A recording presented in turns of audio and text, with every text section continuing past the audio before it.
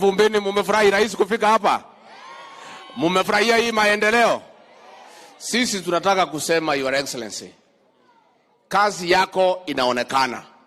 Tulikuwa hapa mwaka uliopita, hatukuwa na hii manyumba.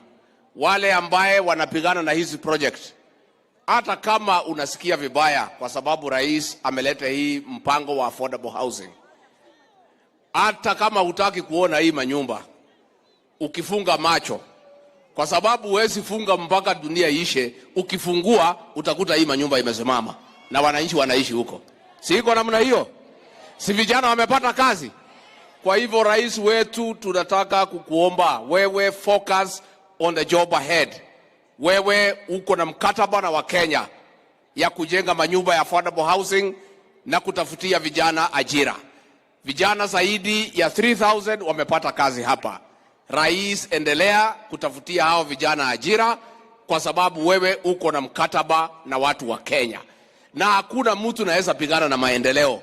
Hii ni maendeleo ambayo inaonekana. Hata mkienda kotini mjifanye ya kwamba hamuoni. Mkija hapa Nakuru mtakuja kuona manyumba imesimama na Wakenya wanaishi huko ndani. Wangapi wanasema rais aendelee kwa hii mpango wa maendeleo? Mnasema aendelee?